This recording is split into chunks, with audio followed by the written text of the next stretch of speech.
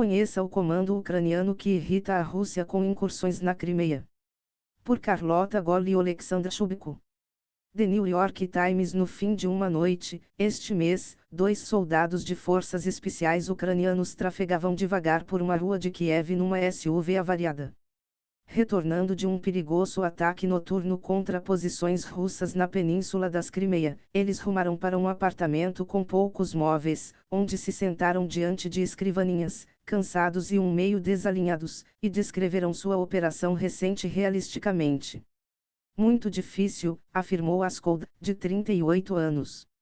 Foi nossa operação mais difícil até aqui, acrescentou Kukar, 23. Membros de um comando de elite da Diretoria Principal de Inteligência, GOR, o Serviço de Espionagem Militar da Ucrânia, os homens se identificaram apenas por seus nomes de guerra, seguindo o protocolo militar. Ambos participaram de um ataque com outros 30 soldados que atravessaram mais de 160 quilômetros no Mar Negro em motos náuticas para atacar instalações críticas de defesa da Rússia antes de bater em retirada, no segundo assalto anfíbio da Ucrânia em 6 semanas. Os ataques foram parte de uma série de ações punitivas na Crimeia por parte das forças ucranianas colocada em prática desde meados do verão do hemisfério norte, que é bem sucedida em neutralizar alguns sistemas de defesa antiaérea da Rússia e danificar estaleiros de manutenção em Sevastopol. Posteriormente, os russos retiraram 10 navios de guerra de Sevastopol, na costa oeste da Crimeia, e os aportaram em Novorossiysk, no território russo, mas autoridades americanas afirmam que não ficou claro se a retirada das embarcações teve relação com preocupações de segurança ou foram apenas um rodízio regular.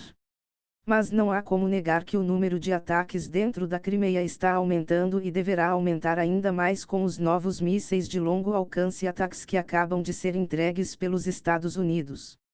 Uma ofensiva dinâmica em profundidade está em andamento, afirmou a inteligência britânica em um comunicado. A retirada parcial da frota russa no Mar Negro de Sevastopol, sua base há mais de 200 anos, ajudou a Ucrânia a romper o bloqueio russo e manter parte de suas exportações marítimas fluindo. E constitui um sucesso bem-vindo para Kiev, conforme suas forças buscam ampliar sua contraofensiva para além da sangrenta travessia dos campos minados pela Rússia.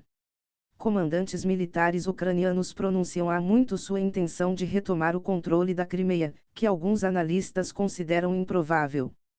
Para o presidente russo, Vladimir Putin, que ordenou a tomada da Crimeia, a península não é apenas uma base vital para as operações russas no sul da Ucrânia, mas também uma joia do Império Russo que ele prometeu manter.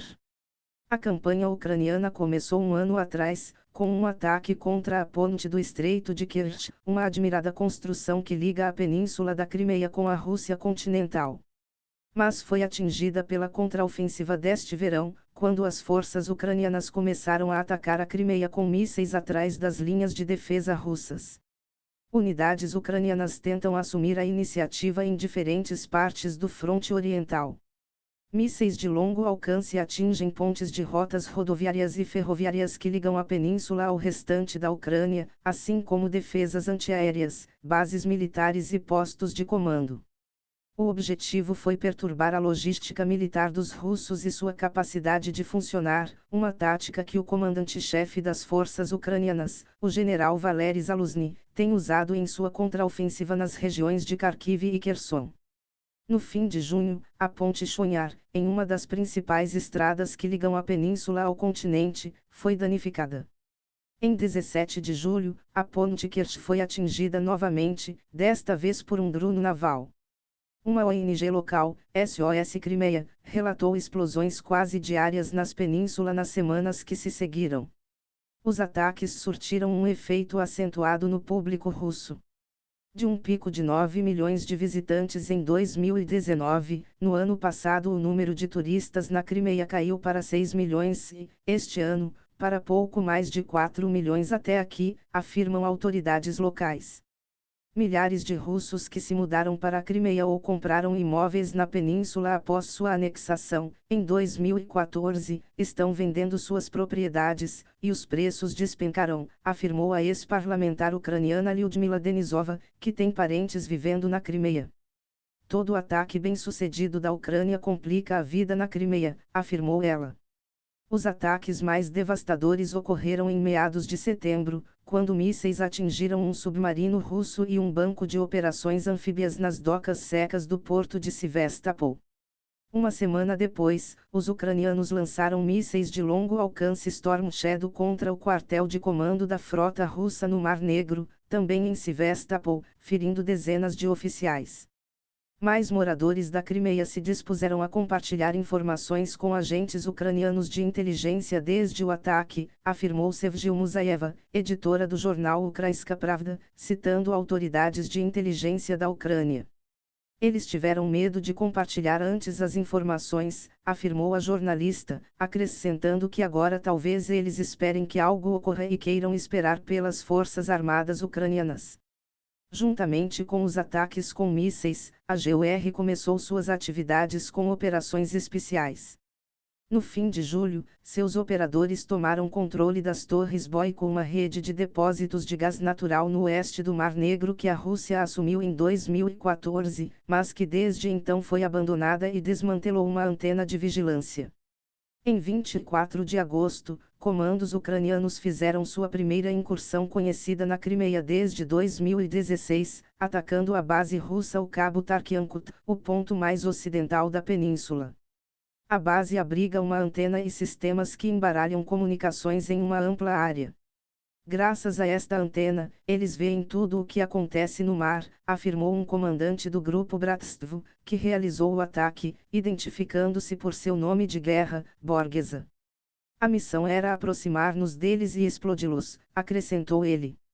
Bratstvo, que significa Irmandade em língua ucraniana, é um partido político liderado por Dmytro Korchinski, um veterano das guerras no Cáucaso contra tropas russas nos anos 90, que, segundo relatos, tem laços com operadores de inteligência da ex-União Soviética e serviços de espionagem ucranianos. O partido tem sido descrito como nacionalista cristão e de extrema-direita. Desde o início da guerra em escala total, que começou em fevereiro de 2022, os voluntários do Grupo Bratstvo têm sido integrados aos quadros da GUR, montando os primeiros ataques dentro da Rússia no passado e na Crimeia este ano. Para o primeiro assalto em operação especial, Borgesa comprou uma pequena frota de motos náuticas para transportar 20 homens até a base russa no Cabo Tarkhankut. Liderado por um comandante de nome de guerra Muraha, o grupo partiu ao anoitecer, juntamente com um barco de apoio, navegando em meio a um blackout eletrônico total em razão dos sistemas de embaralhamento, dependendo de bussolas mecânicas. Em razão do desconforto de dividir uma mesma moto náutica, metade dos homens viajou no barco de apoio durante grande parte do caminho. Com a marinha russa em grande medida ausente da parte ocidental do Mar Negro, a maior ameaça aos soldados de elite ucranianos vinha do ar. A Rússia possui superioridade aérea na região, e embarcações ucranianas convencionais sofreram repetidos ataques de jatos russos. Mas o tamanho diminuto e a discrição das motos náuticas ajudou-os a evitar detecção. O grupo de elite chegou à costa nas primeiras horas da manhã, desembarcando em uma praia pedregosa. Armados com 4 metralhadoras, 5 homens escalaram uma colina e tomaram posições vigiando a base e a antena. Conforme o restante do grupo desembarcava, as metralhadoras que guardavam a base abriram fogo, afirmou Muraha. Mas os ucranianos posicionados na colina responderam com fogo de supressão de suas próprias metralhadoras. Usando lançadores portáteis, eles dispararam várias granadas propelidas por foguete contra a antena e a base antes de se retirar. Alguns soldados hastearam uma bandeira ucraniana diante de um edifício, gravando um breve vídeo antes de fugir. O grupo escapou sem ferimentos. Mas o fogo inimigo alcançou o barco de apoio, que se retirou, e os 20 soldados de elite ucranianos tiveram de fazer a viagem de volta, de 6 horas, nas motos náuticas, que eram equipadas especialmente com compartimentos para carregar munição e combustível extra. Interceptações de comunicações dos russos indicaram que eles sofreram baixas no ataque, afirmou Borgesa, mas ele não soube se o alvo principal, a antena, foi atingido. O pesquisador Nick Reynolds, do Royal United Services Institute, em Londres, descreveu o ataque na Crimeia como taticamente interessante, mas prematuro. A Ucrânia ainda não está em posição de capitalizar sobre nenhum enfraquecimento das defesas russas por lá, afirmou ele. Borgesa disse que a principal proeza da operação foi mudar as percepções, provando que forças ucranianas são capazes de alcançar a costa da Crimeia e mostrando ao público russo que a península deixou de ser um lugar seguro. Isso levanta nosso moral ucraniano e diminui o moral russo e crimeio, afirmou ele. Eles não podem mais relaxar nessas praias. Tradução de Guilherme Russo.